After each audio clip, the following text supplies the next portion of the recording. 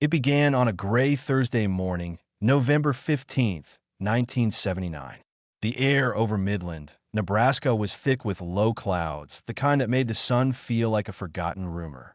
By 10:17 a.m., two men stepped into the Midland National Bank wearing navy jumpsuits, gloves, and cheap rubber masks that looked more like hardware store mannequins than human faces. One carried a sawed-off Remington, the other a brown duffel bag. In less than 5 minutes, they would vanish with $7 million in small, unmarked bills, one of the largest unsolved cash robberies in American history. The security camera footage was grainy, half in static. What was visible was methodical. The taller man, later identified by investigators as possibly Ray Nolan, a local truck driver with a record of petty theft, moved like someone who had rehearsed every second. He never shouted, never struck anyone. The shorter man, perhaps younger, handled the teller drawers with the precision of someone who knew where the biggest stacks were hidden. A third accomplice was suspected, waiting outside in a delivery truck with fake Midland-produced logos hastily stenciled on the side. They left the city in under 7 minutes. Witnesses would later describe the silence after the heist as deafening. It wasn't just a robbery, it was choreography. At 10:24 a.m., the first patrol car arrived, lights painting red against the rain-streaked windows. By then, the robbers were gone. The FBI was called within the hour. The bank manager, Harold Gantz, was shaking when he gave his statement. They didn't look scared. That's what I remember. Like they'd done it before. A special task force formed within days, led by Special Agent Walter Briggs, a man nearing retirement, and a young investigator, Tom Keene, who'd only been in field service for 2 years. Briggs had seen everything from counterfeit rings to kidnappings, but this case, this one, felt personal. They didn't take the gold, the bonds, the jewelry, he noted in his report. They took paper, cash that disappears like dust. The fugitive's truck was first spotted at 11:02 a.m. by a farmer on Route 46, heading north. I thought it was odd, he told local police. The produce logo was misspelled. That clue led to nothing. What came next, though, would define the mystery. 2 hours later, 30 miles out of town, a state trooper found a wrecked delivery truck flipped on its side in a shallow ditch near an abandoned gas station. It had skidded off the wet asphalt, rolled twice, and stopped in a patch of cornfield mud. The doors hung open. There were bloodstains on the driver's seat and a half-burned pack of cigarettes near the dashboard. But there were no men, no bodies, and more importantly, no money. Inside the truck, agents found empty duffel bags, tire tracks from another vehicle, and a torn scrap of paper with part of an address scrawled in pencil. Bluff Road, Intrigue. The last letters were missing. Could be Blaine, could be Shine, Briggs said, studying the evidence under a desk lamp in the motel they'd turned into a field office. But somebody came here after the crash, and they cleaned house fast. In the following weeks, the investigation expanded across 3 states. Roadblocks, interrogations, even hypnosis sessions with witnesses who claimed they saw 2 figures limping into the woods.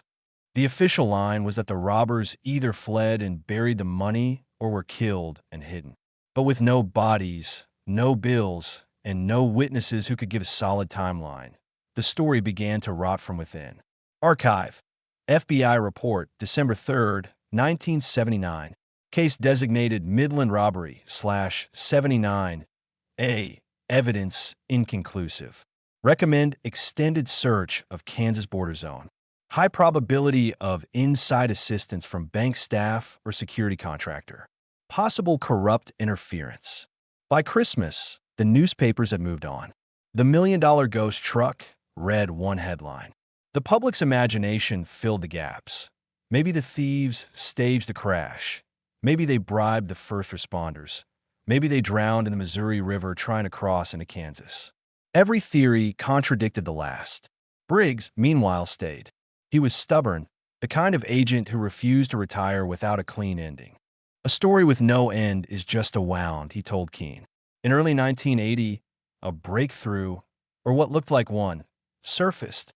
A truck stop cashier in northern Kansas reported a man paying for fuel with old, sequential $100 bills. The serials looked funny, she said. The bills matched a batch from the Midland Hall. But by the time investigators arrived, the man was gone. Surveillance cameras were broken. Another dead lead. Briggs began to suspect the third man, the driver, had turned on his partners. He's alive, he insisted. Somebody's always alive. The case notes from February 1980 detail his growing obsession. Night drives, motel maps with pins, cigarette burns along the edges of reports. If they're dead, where are they buried? He wrote in the margins. By summer, Keene was reassigned. Officially, the case was labeled inactive due to lack of leads. Briggs retired the next spring, but he never stopped looking. He moved to a cabin outside Topeka, kept boxes of old files, photos, and cassette recordings labeled with dates and initials. Transcript, audio tape labeled March 11th, 1981, Briggs. You can feel when something's wrong. Not just missing wrong. The crash was staged. No way two bodies vanish in open field, with blood but no footprints leading out. They were helped. Someone was waiting. For years, nothing surfaced. The $7 million became legend, like D.B. Cooper's fortune or the lost gold of Victoria Peak. Then, in April 1984, a flood in western Kansas unearthed a rusted metal drum. Inside, 3 weathered duffel bags, shredded bills, and a revolver wrapped in oilcloth. The serial numbers matched the Midland Bank cash, and taped to the lid of the drum was something stranger. A Polaroid photo, faded, of 2 men standing beside a grain silo at dusk. Their faces half hidden by the glare of the flash, but one of them, tall, broad shoulders, scar near his jawline, looked unmistakably like Ray Nolan. The other was unknown. The discovery reignited the investigation. Briggs was brought in as a consultant. 5 years gone, and they crawled back out of the mud, he muttered to a local reporter. The dead don't stay buried when there's money missing. But even as new evidence emerged, contradictions deepened. The revolver's fingerprints belonged to no one in the federal database. The Polaroid film type had been discontinued in 1982, meaning the photo was taken years after the robbery. So where had they been? And who took the picture? Neighbors in Blaine County recalled strange men living near the old grain elevator in 1981. Quiet, polite, one said. Paid in cash. Never saw them after spring. Others spoke of nighttime trucks, engine noises at 3 a.m., and a bonfire near the edge of the fields. Archive note, Police Field Report, April 17, 1984. Recovered item, cigarette lighter engraved RN found near drum site. Soil suggests recent disturbance. Possible relocation of evidence by unknown party. Forensic labs concluded the bills were partially decomposed, but only buried for 2 to 3 years, not the full 5, which meant the stash had been moved. Someone had been tending to it. Briggs felt vindicated and horrified. Someone was keeping this alive, he told Keene in a recorded phone call, feeding it like a pet. 2 days later, another find. The skeletal remains of one man, discovered 3 miles from the drum site, beneath a collapsed storm drain. A bullet hole through the skull. Dental records identified him as Henry Hank Mercer, a known associate of Nolan. The coroner estimated he'd been dead since late 1979. That left Nolan unaccounted for. At this point, the case shifted from curiosity to obsession for the press. The Midland men, Time magazine wrote, vanished with millions, returned as ghosts. Reporters descended on Blaine, interviewing locals, combing the floodplain, chasing myths. A waitress claimed she'd served Nolan coffee in 1982. A trucker swore he saw him at a way station outside Denver in '83. None of it could be verified. Briggs, weary but relentless, filed one last report before collapsing from a stroke later that year. It ended with a single line, they were not alone. And then, silence, until a retired sheriff cleaning out evidence storage found an unmarked envelope. Inside was a faded photo of Briggs himself, standing beside his car in 1980. Behind him, reflected in the window, were 2 men watching from across the street. Both in hats, both smiling. That image reopened every wound. Theories multiplied. Was Briggs being followed? Were the thieves alive all along? Had someone within law enforcement helped them vanish? No one could prove anything. The money was never found again. The last confirmed clue arrived in a sealed evidence bag, logged under anonymous submission, 1984. Inside, a single postcard depicting a Kansas sunset, with 4 words written on the back in smudged ink, "Still out here, Walt." It was postmarked from a town that didn't exist. And yet, the handwriting matched Nolan's known samples from the 1970s. If he was alive, he was taunting them. If he was dead, someone wanted them to think otherwise. For decades, the mystery stayed dormant, until 2019, when a digital archivist scanning old tapes stumbled on Briggs' final dictaphone recording. The tape began with static, then the sound of rain. His voice trembled, older, resigned. "If anyone hears this, look for the second truck." There had always been talk of a decoy vehicle, another transport that never appeared in the reports. Now suddenly it seemed real. Satellite records from 1979 showed tire marks, 2 separate sets, leaving the bank. The second vanished into the opposite direction, which raised the question that haunted everyone since. Did the crash ever carry the real money at all? Transcript excerpt, Briggs tape number 9. They wanted us to find the wreck. They left it like a stage set. But the real load went south. Check the way stations. Check the night logs. It was never about escape. It was about misdirection. 5 years, 2 deaths, and $7 million later, the case remains unsolved. But one thing is certain. The Midland robbery wasn't a failure. It was a disappearing act, engineered to perfection. And maybe, just maybe, the men who pulled it off never left Kansas at all. Because when the floodwaters receded in the summer of '84, local kids found something half-buried near the silo. A motel key tag stamped Room 9, Prairie Inn. Investigators went there. The motel had burned down in 1982, but its guest book survived. On the page for February 11th, 1981, in shaky pen, 2 names appeared, Ray Nolan and W. Briggs. The ink matched both of them. What connected a vanished thief and the agent who chased him will never be known. But one line from Briggs' notes still echoes. Sometimes you catch what you're looking for. Sometimes it catches you. To this day, no one knows where the rest of the money went or who really walked away from that field. If you want to know what they found next, subscribe and tell us where you're watching from. The flood had changed everything. When the rusted barrel surfaced in April 1984, it didn't just reopen a case. It resurrected ghosts. For years, locals whispered about the 2 missing men, Ray Nolan and Hank Mercer. Like folk legends, the way small towns cling to mystery when the truth is too slippery to hold. But now, there was a body, a gun, and a photo that shouldn't exist. And to those who still cared, especially the young investigator Tom Keene, that meant one thing: someone had lied. Keene had left the Bureau years earlier, disillusioned by the politics of cold cases and the quiet burial of unfinished work. But when a Kansas reporter called asking for comment about the photo found in the floodplain, he drove 6 hours straight to Midland without telling anyone. "I owed him that much," he said later, referring to Briggs. The old agent had died before seeing what he'd been right about. His tapes, though, were still sitting in a metal filing cabinet in his sister's attic, stacked beside whiskey bottles and unopened letters. The recording spanned 5 years. Notes, theories, dead ends. One particular tape, labeled March 1982, contained something different. Briggs's voice was quiet, slow, almost frightened. "I met with him," he said. "He's alive, but it's not over."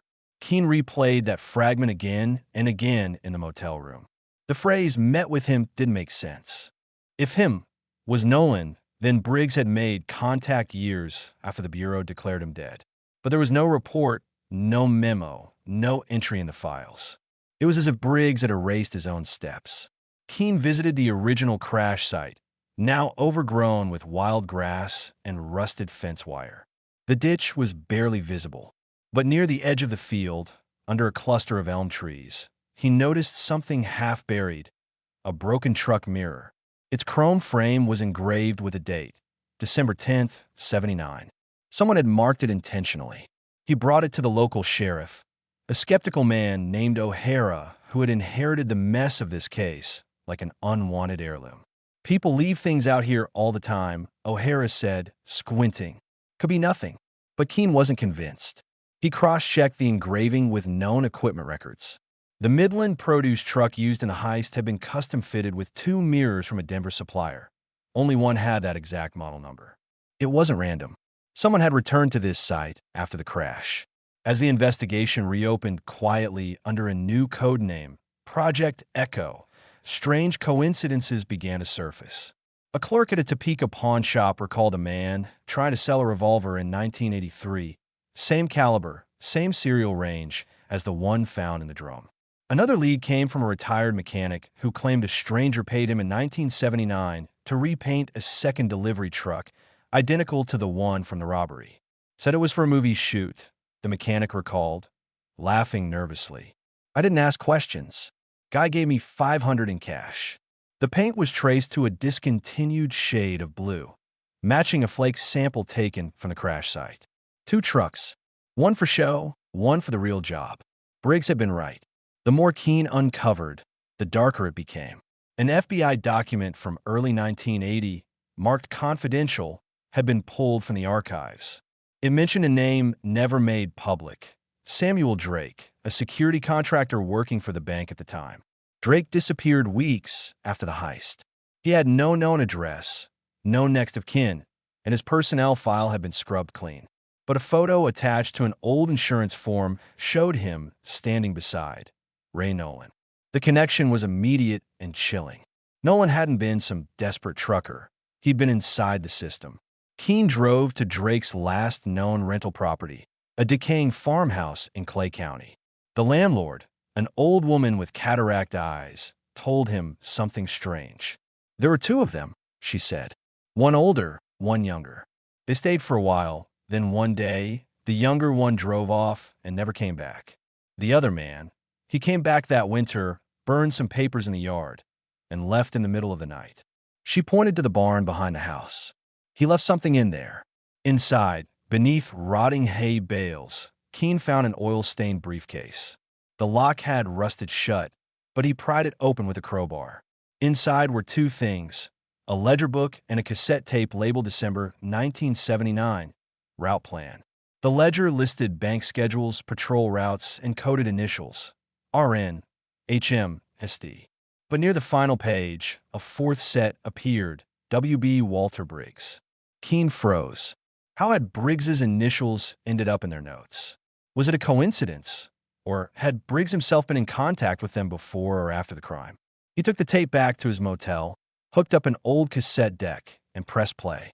The tape crackled with engine noise, then a voice, male, steady low. We're passing Junction 9. Second load secured. We'll ditch decoy near the bridge. Tell Briggs we'll meet at the drop before dawn. Keene stopped breathing. The voice wasn't Nolan's. It was Hank Mercer's. And if Mercer was alive long enough to record that message, it meant the timeline was wrong. The crash might have been staged later than reported, or perhaps not even the same night as the robbery. The revelation hit like a hammer. The official records, eyewitness times, and even weather reports had been doctored. Someone with access to federal archives had altered them. But why? Keene began cross-referencing signatures from the old evidence chain. One name appeared repeatedly, Special Agent Langford, the Bureau's field supervisor in 1980. Langford retired abruptly in 81, moved to Arizona, and refused all interviews. Transcript excerpt, recovered tape, December 1979. Voice 1, you sure Briggs is in? Voice 2, he's in deeper than he knows. Just follow the route. End of recording. Keene drove to Arizona. Langford's house was empty, dust gathering on yellowed newspapers and unpaid bills. But in his desk drawer, Keene found a faded photo of a younger Langford and Briggs standing together at a Bureau event. On the back, written in blue ink, was a single phrase, "We owed him this." The implication was dizzying. Had Briggs been complicit or manipulated? The truth refused to sit still. When Keene played the rest of Briggs's final tape, the one marked "If anyone hears this," he heard a faint sound beneath the static, the ticking of a wall clock. He realized it matched a specific model found only in Midland Bank's vault office. The tape wasn't recorded in Briggs's home. It had been recorded in the bank itself, After hours, sometime after 1982, someone had lured him there. That someone, Keene suspected, was Ray Nolan, but proving it was impossible until an unexpected source came forward. A former waitress from a diner near the Kansas border recognized Nolan's photo. He came in once, early '84, she said. Told me his name was Rick. Ordered black coffee. No sugar. Paid with old bills. He looked tired, like someone waiting for something that never came. She remembered a detail that stuck with Keene. He had a burn on his wrist. Fresh.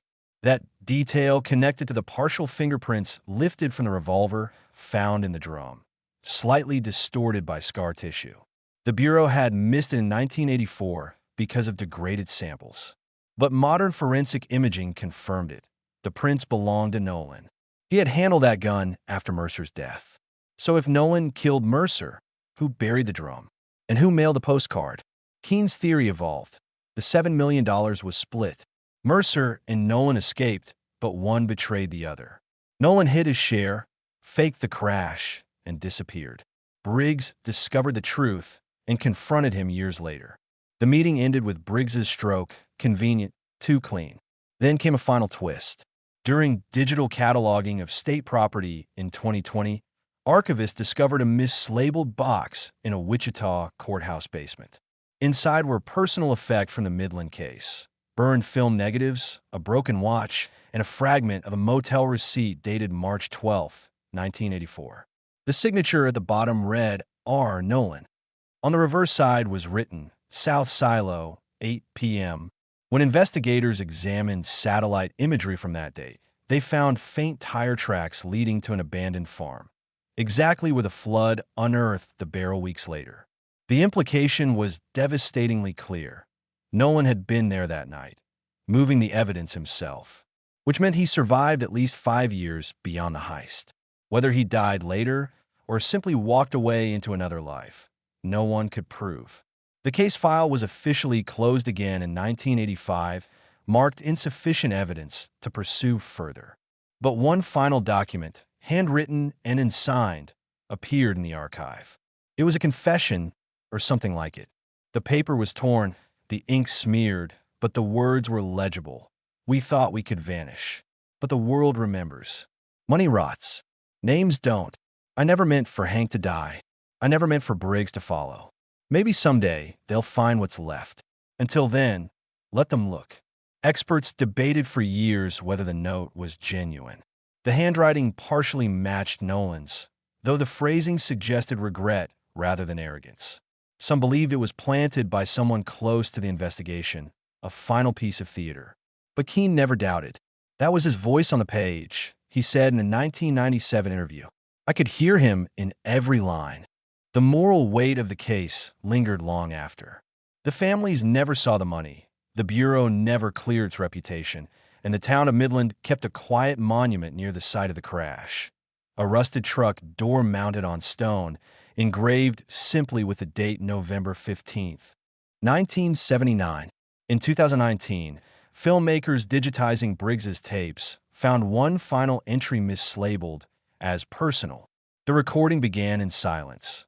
Then Briggs's voice. You can't chase ghosts forever, but sometimes they chase you back.